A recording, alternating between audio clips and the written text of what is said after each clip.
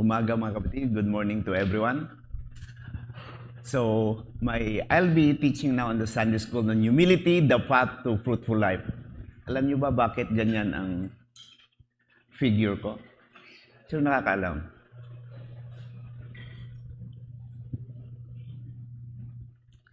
Huwag niyo nang alahanin, hindi ko rin alam. Yan ang binigay ng PowerPoint na drawing kaya ginaya ko, nag-suggest ako ng design. Sabi ko, ano kayang design ito? Pusong to unlock. Anyway, humility, the path of fruitful life. So, nag-isip ako, what will be my topic for Sunday School? Ito yung pinaka mahirap sa akin. So, I want to learn more about humility. So, it's a timely sa akin, for me, because I personally I benefited from this one. At dito ako nagmuni-muni in times sa ating, especially mga kabataan. So humility is one thing that I have to learn more every day, every minute. You have to learn humility. Sometimes you say,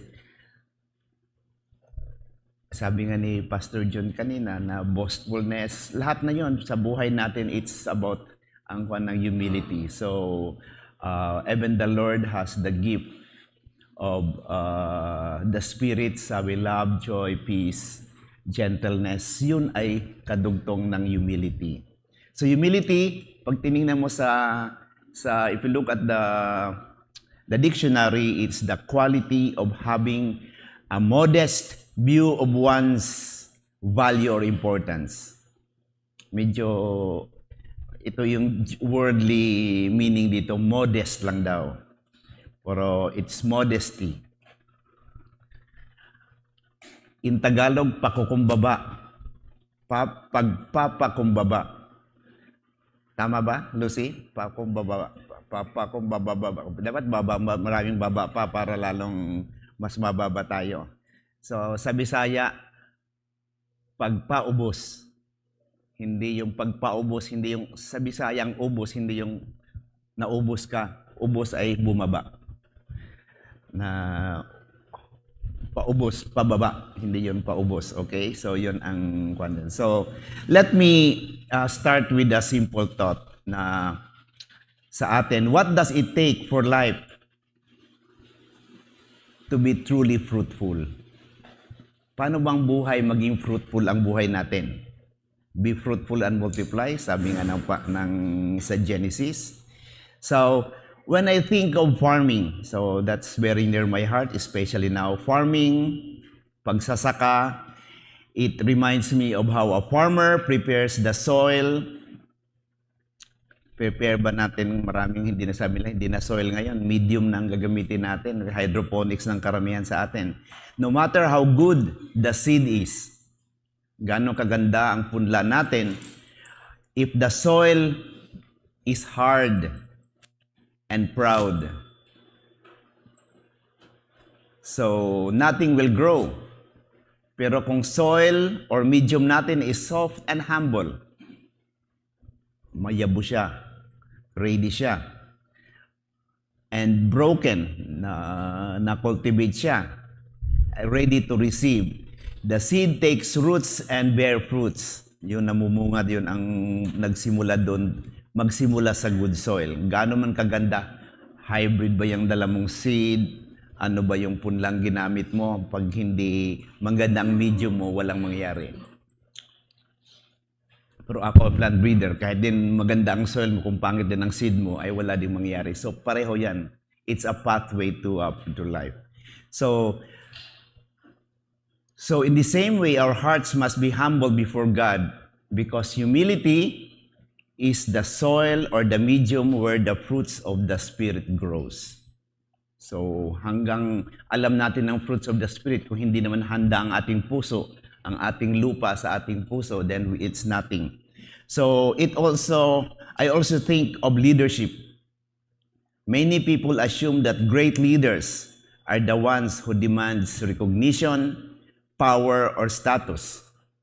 Kasi dapat visible ka.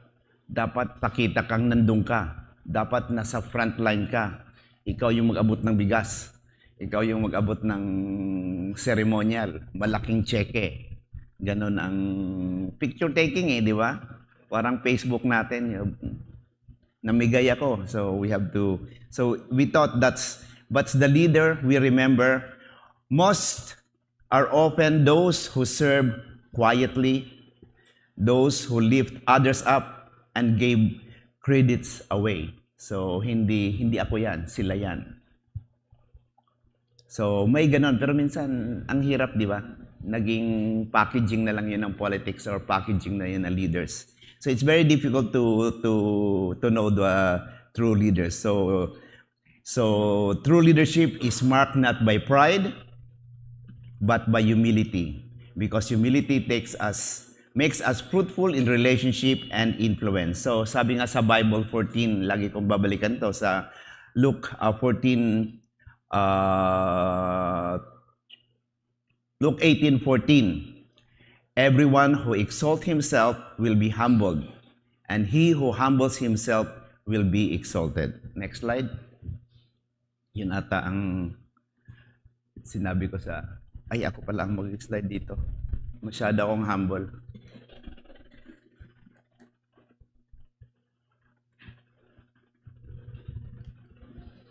Okay. Ito yung place of humility. So let's have a question again. Have you ever had a moment when you are reminded to be humble? Kailan ba ako maging humble? Ako ang leader Kailan ba ako humble? Ako na pinakamababa, hindi pa ba ako yayabang? Di ba? Minsan kaya lahat applicable ito, mahirap. Leader ka ba? Sa middle ka ba? O nasa baba ka? Have you ever had a moment when you were reminded to be humble? Ako laging nare-remind ng asawa ko. Minsan nagbibiro lang ako, mayabang na raw ako. I-remind din ako sa mga anak ko. Siyempre, sabi ko, yun na lang ang kaya kong iyabang. Ang kapugihan ko, binabara pa, no? Bihirang-bihira lang yan. Talagang mahirap i-gawin niya. So we remember one time when we thought that we have everything under control. Di ba? May time na ganon. We are fully educated, nandyan lahat, well-funded ba, then everything is under control. Whether in work, sa study ba natin, or in our family, or even our ministry. Then God used simple situations, maybe even failures, small or big failures, to remind us, to remind me. Sabi Glenn, it's not about you. It's not what you can do, but about my grace working in you. So doon ang i-remind sa atin, ako naman matalino ng kaunti, ako naman may kuha ng kaunti. Dapat sa akin na credit, but God reminds that everything is under control, pero bagsak pa rin sa exam. Fail pa rin sa iyong hindi natanggap yung publication mo, hindi pa rin na-fund yung proposal mo, hindi ka pa rin na-promote. Hindi gumana lahat. So it just reminds us na hindi atin yon. Kaya minsan yung mga small incidents will remind us of it's my grace working in you. So we have to look at that. So when we realize that humility is not about putting ourselves down, but about lifting God up. It's about recognizing that every blessing, every successes, and even our challenges we face came from His loving hand. So everything from God yun. Minsan kung failure, binigay ng Panginoon yan. Pag achievement, akin yan. Lahat yan dapat mai-ugnite sa... Balik tayo sa Bible says in 18:14, everyone who exalts himself will be humbled, and who humbles himself will be exalted. This is a powerful truth. Humility is not just a nice character trait, it's the very path to a fruitful and meaningful life. Parang tahimik na tahimik tayo. Parang nakikinig kayo sa akin, parang seryoso akong nagkikwento sa inyo. So this is really napakakatuwa. It's the very path to a fruitful and meaningful life. So tayo ang lupa, ang puso natin na yung humble na it's the path. Yan ang medium na ang Panginoon ay magtatanim ng punla sa ating mga puso. So today we will explore that humility is really what really means before God, before His Word, and how we could see ourselves and in how we treat others. At sana ang prayer natin is that each one of us will see humility not as a weakness, but as a doorway to God's blessing, fruitfulness in our lives. So again, sabi dun sa Luke 18:14, everyone who exalts himself will be humbled, and he who humbles himself will be exalted. So the fruit of the Spirit is relational. So we have to, again, look at the fruit of the Spirit is relational. It flows from Christ to us and through us to others. So it's always from Christ to us and to others. If you start from me to others, medyo lihis na tayo doon. So it should be, it's flows through, fruits of the Spirit flows through humility. So that's what I'm saying. It flows from Christ to us and through others. Humility is the key to that opens the way to the Spirit's fruit to grow. Remind this us again. So sabi nga sa Isaiah 57:15 and 66:2, hindi ko nabasahin para may time tayo mag question answer mamaya. So God esteems the humble and contrite. Lagi yung yung mga mayabang ay hayaan mo sila magyabang na, but I will bless those who are humble and contrite. So today we will again explore that humility, what really humility means before God and His Word, and let's look at this one. So without humility, we cannot cultivate joy, sabi sa Galatians, we cannot cultivate joy, love, peace, and other gentleness, yung sinabing fruit of the Holy Spirit. Next slide. Okay. So Christ is really our perfect example of humility. Sabi ko, through yung relationship yan, relational from Christ through us, through others. Pag nagkamali tayo dito, wala na. So Christ is our perfect example of humility. Sabi nga sa Philippians 2, verse 8, Jesus humbled Himself to death, even death on a cross. His whole life showed humility. Makita natin ang whole life ng Panginoon ay showed humility. Born in the manger. Alam natin yon. Malapit ng Pasko. Obedient to His parents. So even obedient, Panginoon ka na Tapos pinaka sa mga magulang mo. Tapos susunod pa ba ako? Mas mataas ako dyan. But He obeyed His parents. Sa Luke 2 verse 51. Kung gusto nyong pumunta doon, puntahan nyo. Very clear. He was called Himself gentle and humble in heart. Sabi sa Matthew 11:29. He also said, I am among you as one who serves. Sa Luke 22 verse 27. Even wash His disciples' feet. Di ba talagang umiilang na yung mga disciples, don't wash my feet. I'm so unworthy, but He do it Himself. Buti na lang wala nang washing of feet ngayon, kundi maraming alcohol na nalalagay. So if we doubt whether humility is godly, we cannot doubt it is Christ-like. So again, if we doubt whether humility is godly, we cannot doubt it's Christ-like. To follow Jesus is to walk in His humility. Again, to follow Jesus is to walk in His humility.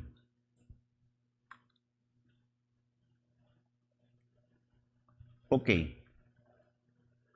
Don't worry, I have only 9 slides. Support na tayo. So God promises, ito yung mga God's promises to the humble. Okay? The high and lofty one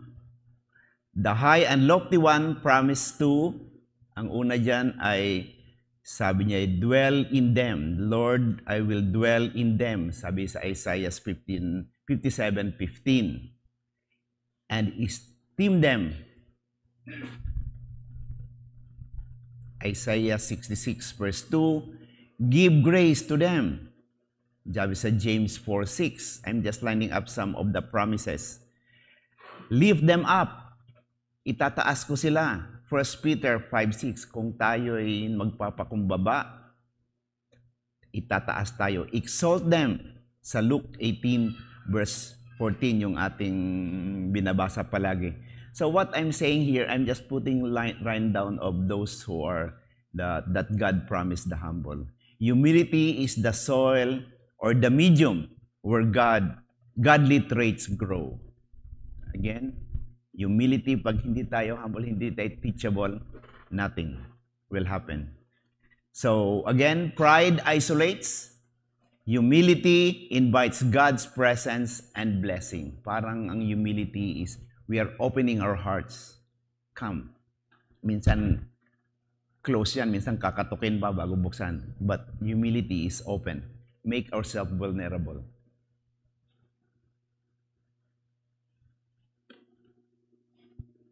Tama ba? Okay, second, yan ang expression of humility before God.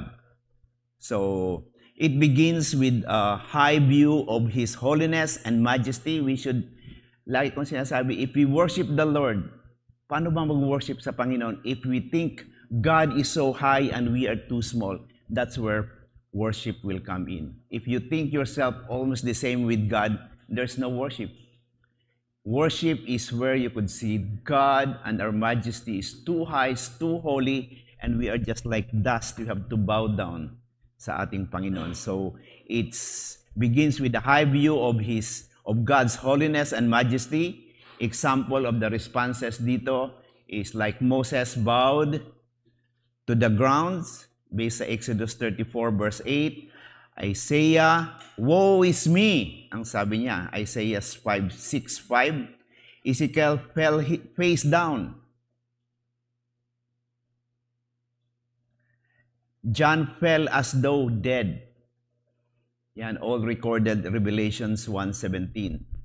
So accept blessings and trials as from His loving hand. So we have to accept all these things from His loving hand.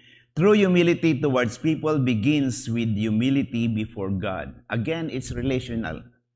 If it begins, true humility towards people begins with humility before God. If it starts from you only to other people, politician ka. Kasi you are doing humbleness, nakita ko yung may signature sila. Instead na governor or mayor, servant of the people ang nilagay niya. Pero kung ang simula ay galing sa iyo sa ganyan, they just want you to vote for them. But if it's from relational, from God to you through other people, that's the most important. That's the point of humility. That's the biblical humility. The other things, as I have mentioned again, is humility before God's word. So God esteemed those who tremble at His word. Talagang tremble, talagang takot na takot, ano? But it's real. Sabi dito sa Isaiah 66 verse 2, examples are si King Josiah. Tama bang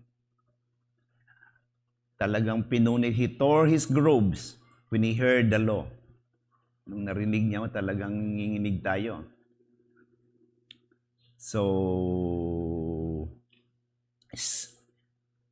Scripture shapes conduct and doctrine. So, Scripture must shape our conducts and doctrines. So, we have to go back to the Word of God. not just knowledge, but obedience. Hold doctrinal views and conviction and humility. So, nandun ang founded dapat ang ating humility or else galing lang sa atin yon. So, Jesus said, truth is revealed to little children. What does it mean? Little children, of course, mayayabang din mga batang iba, but the point na Jesus, little children means they will absorb, they ask questions, they're innocent, they want to know something, they want to absorb and learn. So, little children, they are a symbol of humility. Mga baba, mga children kanisi during the time they are not counted. Even in the consensus, they are not counted. During those time, only men are counted. Pati women nga hindi kasama doon. That's Luke 10:21. So humility means letting God's word judge us, not us judging it. Next is, I say, humility towards ourselves. So, salvation, that's salvation. Humility towards salvation, it's entirely by grace, not by works. Ephesians 2:8-9, we have to memorize that. Sabi nga ni Paul, Jesus came to save sinners, to whom I am the worst. Parang very controversial. Mabait naman to si Paul kahit paano eh.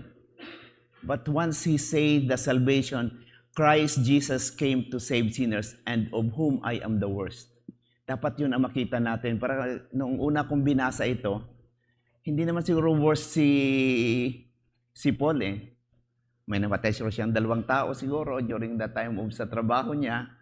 May iba talaga, barang malupit, yung mga king sigurong kilala natin, mga Herod, mga ganun, daming napatay. But pag tayo nakita natin ng ating, if we look at our salvation, then we see we are saved by God. Walang tayong hindi natin isip ng ibang tao para makita natin, I am the worst.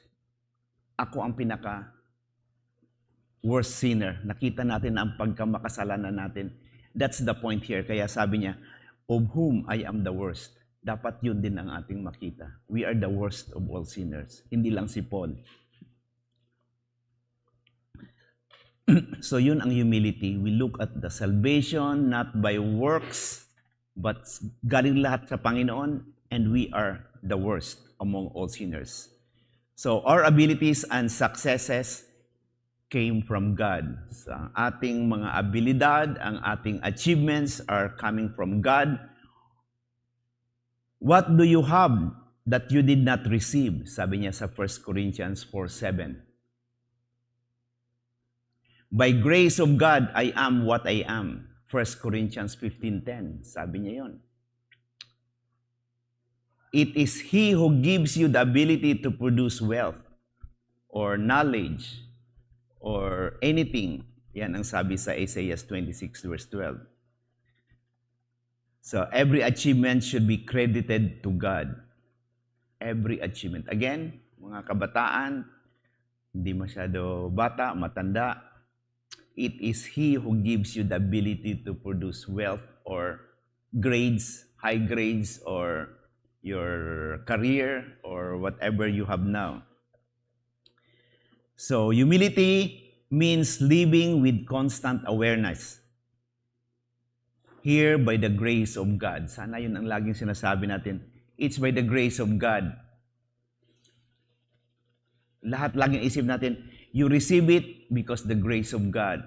Pumasa ka because of the grace of God. Naging honor ka because of the grace of God. Dapat yun ang nasa mind natin. Hindi yung, ay lalo na noon. Hindi lang yun, ay, hindi pa nga ako nag-aral yan eh. Ay, wala lang yan. Wala yan. Parang minsan ganun, we humble ourselves. Humbleizing ourselves is not good. We have to put back. Ay, nga sa grace ng Panginoon, I got it. Minsan hindi ko napapractice. Minsan binibiro ko na lang asawa ko eh. Para lang yumabang akong kaunti. But sa kanya lang. Pero ni-remind niya ako palagi. Okay? Tama na ba ako? Okay. So, humility towards others. Itong humility towards others, very important. Dapat we have to look others more than ourselves. So, it means submission, it means service, it means honoring others. So, submission, submit to one another out of reverence of Christ, sabi niya sa Ephesians 5:21. Apollos accepted correction from Priscilla and Aquila.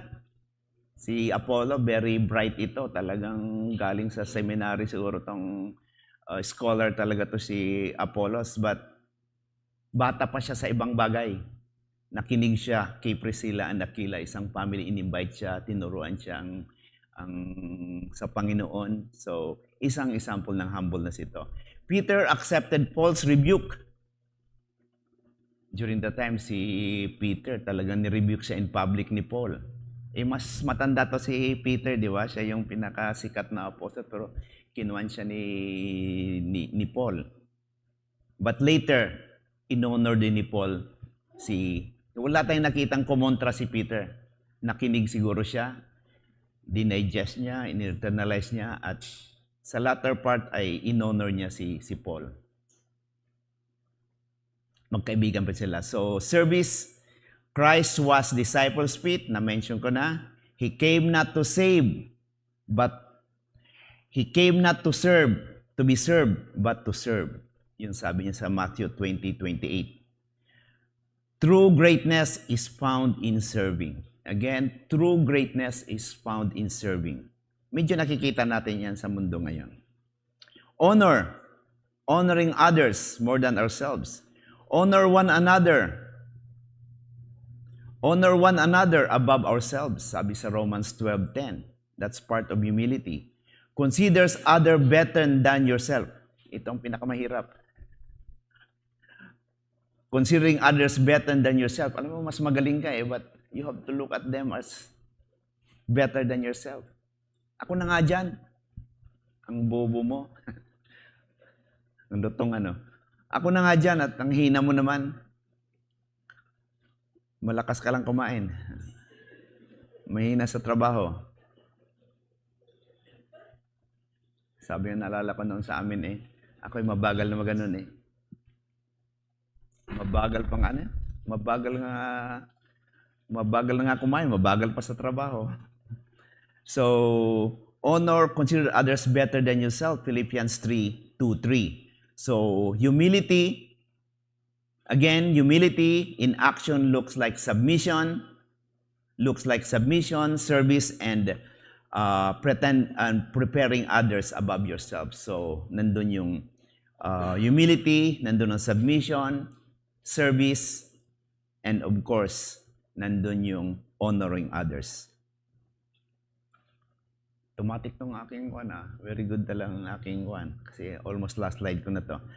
Practicing humility. So, practice humility daily. So, this is the practical implication. How do we practice humility in our daily lives? So, renew our mind through scriptural meditation. So, balik ulit tayo doon. How to practice humility. Hindi yung, itong gagawin ko. But, go back to the scriptures. Renew our mind through scripture meditation. Because nandun lahat Let the Spirit transform our values through our meditation of the Word of God. So apply humility in receiving blessings and trials. So both trials and blessings, it's with humility. Receive it. Reading and obeying scriptures. Submitting, serving, and honoring others. So the Spirit enables us to humble ourselves, just as Paul learned contentment. Diba? Sabi nga nila, contentment is not, Contentment is not having what you want, but wanting what you have. Gustuhin mo anong meron ka, hindi yung gusto ko yung meron ng iba. Next slide, I think this is my last slide. My final remarks here is actually, again, to remind us as we come to the end of this lesson on humility, I want to leave you with this. Humility is not about thinking less of ourselves. Again, Humility is not about thinking less of ourselves, but about thinking of yourself less. Medyo may i-digest yung kaunti yan. Humility is not about thinking less of ourselves, but thinking of yourself less. So kumbaga sa Tagalog ang tunay na kababaang loob ay hindi yung iniisip mong mababa ka, kundi yung hindi puro sarili mo ang iniisip mo. Tama, no? Kaya wag na tayo mag-post sa FB. So, hindi yung I'm less, but you have to think less about yourself. Kasi if you think too much about yourself, ay depression yon mangyayari sa atin. So, again, humility is not about thinking less of yourself, but thinking of yourself less and thinking of God and others more. Again, pag think mo less, put on, put off, but think others. Think more of others than yourself. Think more about your neighbors or your office mate or your friends more than yourself. So when we look back for our own journey or even my journey, whether in studies, family, and leadership, God always remind us that moment we tried to prove ourselves where the moment I felt the emptiest. So kung lagi mong iniisip na we tried to prove ourselves, that's where you feel the empty tayo. But that times I surrendered to Him. We surrendered to ourselves to Him, serve others quietly, and gave Him the credit. Balik sa Panginoon. Those were the times na we experienced His peace, His presence, and yes, the fruitfulness sa buhay natin, His fruitfulness in our life. So just like a farmer who trusts, tinapon yung seed sa ground to grow in a healthy soil, we must allow God to plant His word and His Spirit in our hearts that are humble. And like true leaders who serve rather than seek recognition, we are called to live our humility in others in everyday life. So submitting, serving, and honoring others above ourselves.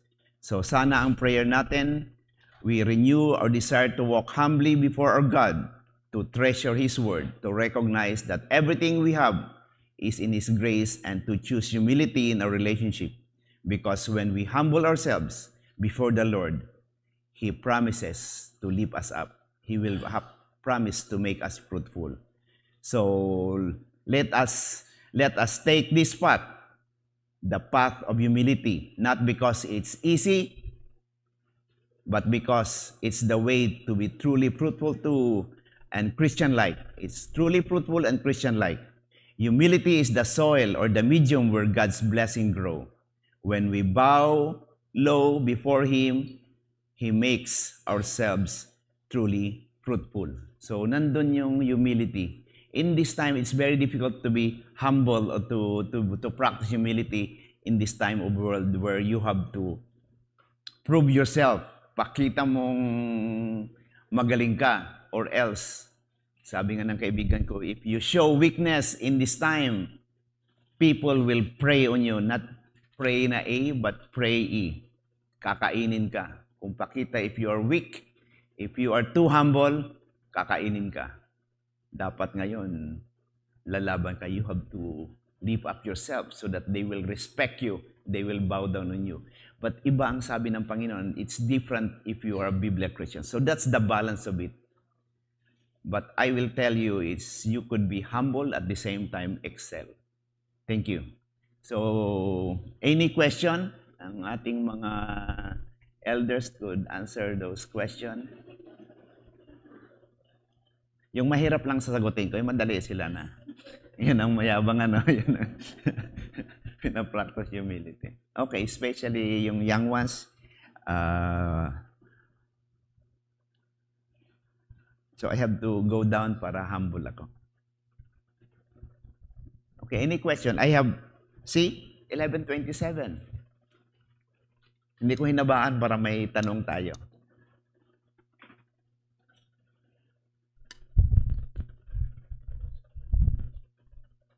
Shiloh, may tanong ka. Yes, Pastor Ferdy.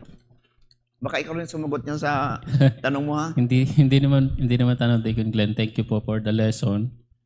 Nabanggit nyo kanina na humility is not a weakness.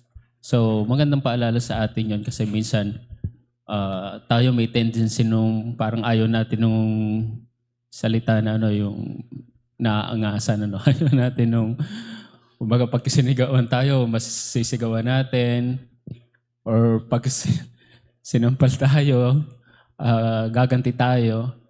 Pero napakagandang paalala sa atin yon. Actually, si Pastor Noel ay merong series about humility at ang title nga nun ay Hidden Grace. Ang paliwanag sa atin ay bakit hidden, hindi normal sa atin yon na magpakababa. Talaga tayo ay as sinner, ang gusto natin ay laging pataas. But nabanggit nyo na rin dyan na yung ultimate model natin ay walang iba kundi ang ating Panginoong Jesucristo. At siguro hindi tayo magpapakumbaba para lang talaga tayo itaas. Bagaman, na doon naman yung pagpapala ng Panginoon na kapag tayo ay mapagpahinuhod, ay gaya ng sinabi rin dyan sa Luke 18:14, ay itataas tayo. At sa tingin ko, maganda itong verse sa Hebrews chapter 12, referring to the Lord Jesus, sa verse 2, looking to Jesus, the founder and perfecter of our faith, who, for the joy that was set before him, endured the cross, despising the shame, and is seated at the right hand of the throne of God. So makikita natin, dahil dun sa joy, meaning sa glory, na naghihintay sa kanya, ay in-endure daw niya yung cross. Means, Philippians 2, verse 8, he became obedient to the point of death. So, makikita natin na maging ang Panginoong Jesus, kung naranasan man niya or itinaas man siya ng Diyos o naranasan man yung joy or yung glory, ay dahil nagpakumbaba siya. So, it's a good example, great example for us. So, thank you, Deacon Glenn. Thank you, Pastor Ferdy. Kaya mahirap talagang, lalo na kung nasa trabaho ka, nasa traffic ka, talagang mahirap maging humble. Talagang kamote itong driver na itong nasa harap ko. Kahit na ikaw na may kasalanan, sila pa rin may kasalanan, di ba? Ganun ang typical nating example. It's very difficult. So, kung batuhin ka raw ng bato, batuhin mo ng tinapay. Ang hirap nun, di ba? Kung may garapon yung tinapay, sila ng garapon, pwede siguro, mas mabilis bumato. So, yun ang practice natin ng daily ng humility. Ba't ako tatanong, taga-UP ako, ba't tatanungin mo ako professor ako, o gano'n. So, marami tayong, we have to look ourselves down pero you have to balance. May nabasa rin akong you have to balance it. Kasi minsan kung gano'n ka na hindi ka na magre-respond, ikaw ay inakusahang may ghost project ka, tatahimik ka na lang, humble ka na lang, tahimik ka na lang. Ano ba ang response mo? Dapat ba gano'n? Mali ang accusation sa'yo? Tatahimik ka na lang ba? O gagawa ka ba ng position paper? Ang hirap di ba? Especially if you're a Christian, tatahimik ka na lang ba? Unless kulong ka. So, may balance sa ibang aspect na yung pag-usapan natin. Tanong, estudyante, young professional, paano ba sa workplace paano ka makilala at the same time? Magandang mangitin ninyo. Siguro may tanong kayo. Si Iris, mukhang magandang ngiti mo. Parang nag-iisip mo. Nakikita kong bumbilya na ganun Baka may tanong. Kalagay mo ang number dito. O doon sa si Ma'am Te muna. Ay, gusto ko lang malaman ang relasyon tungkol sa humility at saka sa agrikultura. kung yung bang mga tinatanim nating mga pagkain natin, sila ba nagdi-display ng humility? Parang ganon, parang ganon.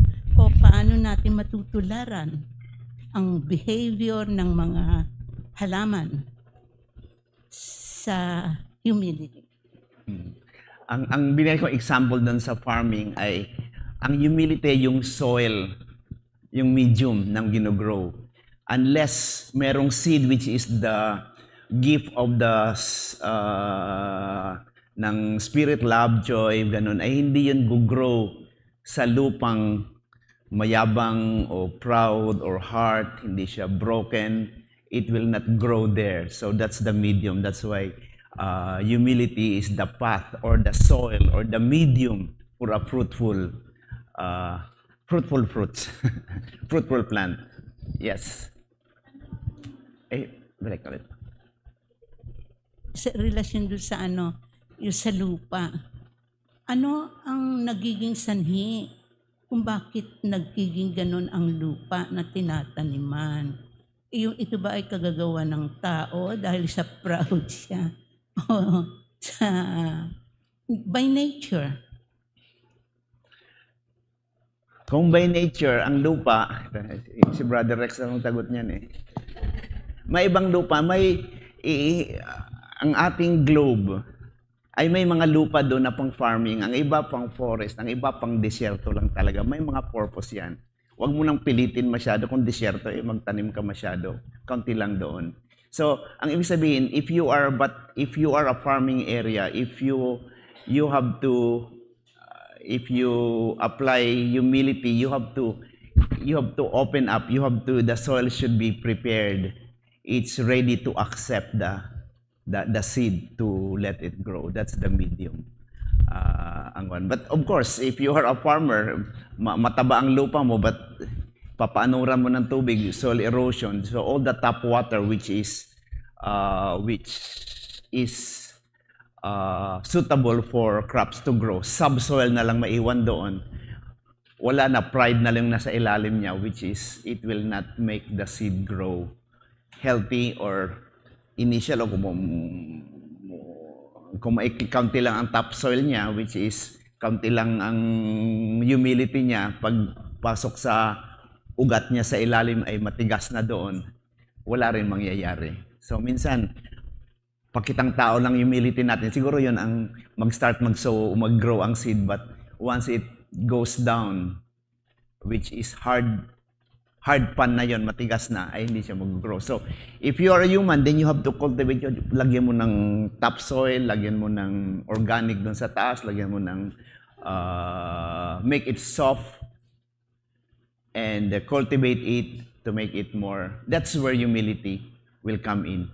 For the gift of the Spirit to grow there. Or else, God will not bless. Parang heart ng tao yun. Open mo yung heart mo. Yan ang medium ng gift ng Panginoon para tayo to have a fruitful life. Pero mag-usap tayo kung dagdag pa natin. Any other question? Yes, Jean. Thank you, Deacon Glenn. It's not a question, it's just a reflection when you said na humility is the medium where God's blessings grow. In the area of Christian ministry, pag absent ang humility, it may undermine the work of God. Kasi hindi natin nakikita na God is working through a brother or a sister in that particular ministry to be a blessing to others. Ang nakikita natin some other things, no, yung ganda ng ginagawa ng tao, we're not happy with what our brother or sister is doing. And that undermines, and from my point of view, that's absence of humility, because that would undermine the work of God through the brethren. Yeah, tama yun. So whatever in ministry, sometimes if that person, kung sino nag-lead o siya ang nag-shine up, hindi ang Panginoon, that's where you could see humility is not there. Ganun. So, dapat makita ang Panginoon, hindi tayo. Yun ang point ni Jean. Any question? Si Ma'am Emma. Then Deacon Ian. One of the verses talaga that has stuck to me, even when I was a new believer, yung isa sa mga verses na sinabi mo, Isaiah 66 verse 2, the last part, "But this is the one to whom I will look, he who is humble and contrite in spirit and trembles at my word." So, nung naging reformed naman ako, sabi ko, nandun na rin, I always value the Word of God, kaya medyo strict din ako sa disciplines, no, which are a reading plan, the whole Bible in 1 year. So, isa yon sa mga reasons na because that's how you look at the Word of God, very valuable. Disiplinado ka sa partaking of the Word of God.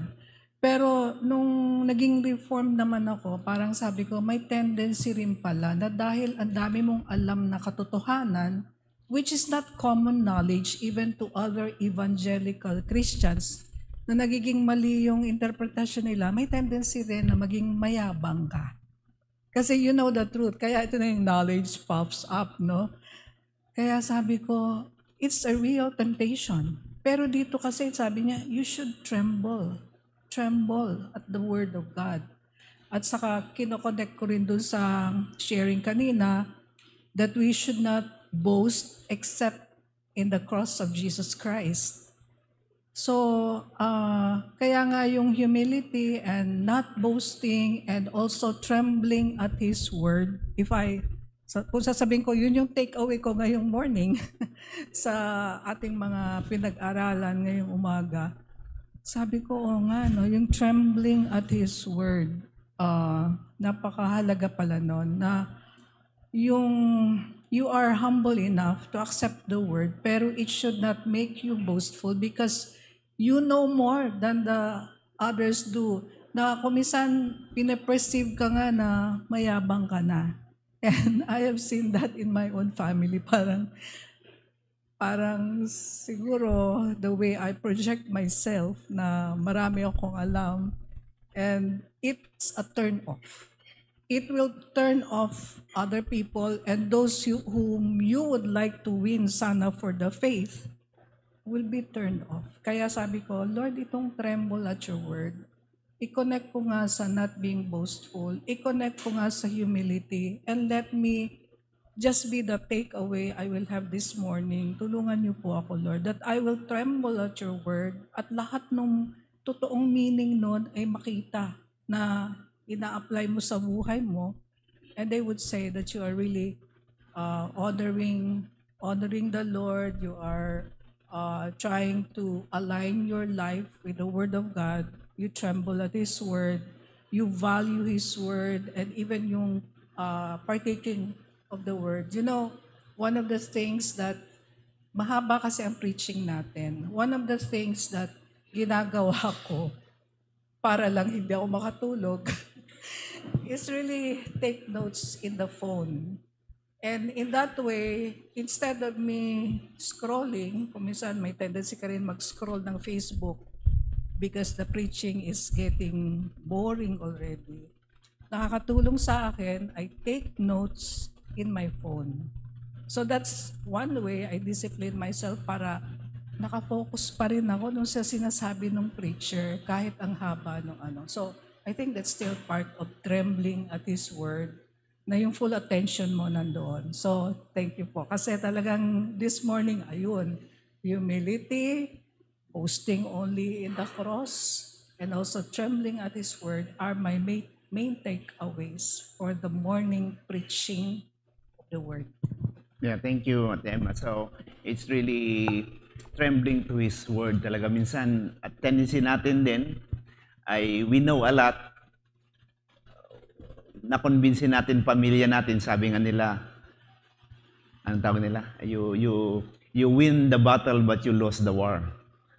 Natalo mo sila pero hindi mo sila nakumbinsi. So sometimes being silent, hindi ka opinionated masyado, lalo na sa mga kababaihan natin, mga dalaga ba, yung sabi, gentle and quiet spirit, those are precious in the eyes of God. Sometimes, gentle and quiet. Hindi yung opinion ka na agad, marami tayong alam, nasabi mo na nanalo ka nga, pero tahimik si lalaki, nanalo ka nga, pero you win the battle, but you lose the war. Aalisan ka rin. Okay.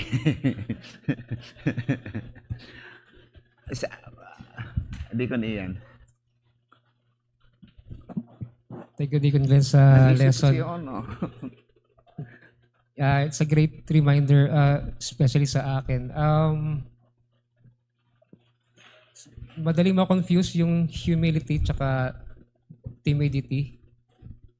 Parang sometimes siguro pag tahimik yung tao and then Tulog yun. we might think na humble spirit or gentle. Pero reflecting on my personality, minsan ayaw ko lang mag-take initiative because I'm afraid to fail or ayaw ko mapahiya. But that's not humility, that's timidity. And I think we are being discouraged with that.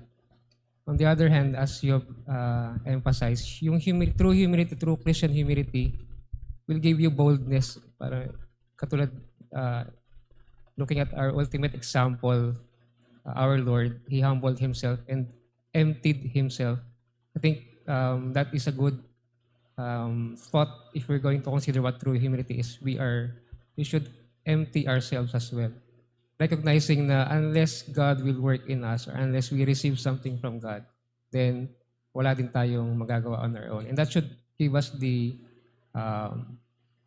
humility before God to really plead before God na He moves and works through us. And since He is faithful and He will sustain His servant, we can recognize na yun din yung mag-empower sa atin to do works of God. So instead of fearing na to go and do something for others, that should give us boldness to consider others and serve others as well. Yeah, thank you, Deacon Ian. So it's really, that's the word balancing of humility. Minsan, wag na nga ako mag-involve, wag na, tahimik na lang ako. Sobrang tahimik na parang wala ka na. Hindi naman yun ang sinabi ng humility ng ganun ng Panginoon. So, may time lang talagang, sabi nga, hindi naman the quiet spirit, quiet and gentle spirit. Ibig sabihin, nagsasalita din siya, very gentle siya sa kanyang pagsasalita. Those are precious in the eyes of God. Thank you, Brother Ian. Balancing. Yes. Ako hindi. Ito lang, isi-share ko lang tungkol dun sa, sa holding the rope. Holding the rope. Yung, Okay. Yun ay isang ministry na maraming hindi nakakaalam. Pero napakalaki talaga ng impact. Kasi yung mga taong nasa likod nito ay hindi nila pinagsasabi o inaano. Naalala ko tuloy yung sinabi sa Biblia, yung someone plant the seed, someone waters the seed, but it is God who makes the plant grow. Kaya wala tayong may pagmamalaki. Yun lang. Tama yun. Wala. All by grace. Lahat ng ating, from our salvation to the air we breathe, to the salvation, everything is by God's grace. Wala tayong pagmamalaki. Or else pag kinulang. Kaya, it's like ko sinasabi, relational yun sa Panginoon, sa atin, at sa others. Thank you for that. Sino pa? Wala pang kabataan na nagsasalita.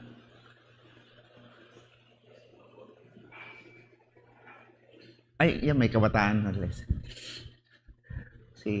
Huwag kang tumingin sa likod, nasa harap. Bata.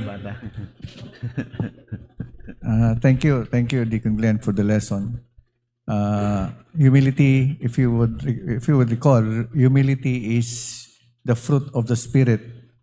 And nabanggit kanina ni Pastor Ferdy that it is a grace because it is the fruit of the Spirit. It is a grace that we need to nurture. That needs to grow for a believer, and it is not an option because we are commanded to be humble, to grow in the grace of humility. And siguro one helpful thought na sinabi ni Jerry Bridges sa kanyang book, The Blessing of Humility. He says that humility can never surpass our understanding of the gospel and our reliance upon it. So when we speak of humility, we need to go back to the cross, because that is where we see God in His humiliation, coming down from the glory of heaven in order to reach for us. And through His gospel, we have redemption, we have salvation through His Son, the Lord Jesus Christ. And because of that gospel, our humility will only grow as we grow in the knowledge of the truthfulness of that gospel in our life and our dependence on it, as we live a life of humility through the example of the Lord Jesus Christ. Yun lang po. Yeah, thank you, Pastor June. At actually, main reference ko dito ay si Jerry Bridges din, yung The Fruitful Life. So, yung book na yun nandun, marami siyang books regarding humility, gentleness, love, lahat na yan. Pati ata respectable sin siya ba? Jerry Bridges ba yung respectable sin din? Okay, so magtapos na tayo para maaga kayo makauwi, ano? May iba tayong ngayon. So let's close in prayer. Let's thank the Lord in prayer. Our dear Lord, we are again thanking you for our Sunday school. Thank you for the presence of everyone, the inputs of everyone, Lord, as we really digest what you want us to learn on the message about humility. Lord, it's really difficult. Cause us to apply this in our daily lives, Lord. Always cause us to remember that you are the one, you are the model of humility, and may you pass those, Lord, to us as we pass it to others. Lord, we cause us to think less of ourselves, Lord, and look more of others, Lord, and especially to you. May this lesson cause us more to be prayerful, cause us more to be near to you, Lord, to be you as our model, and cause us to practice humility in our daily life. Bless us now, Lord, as we go back to our respected places and we come back this afternoon for our evening worship service. In Christ's name we pray. Amen.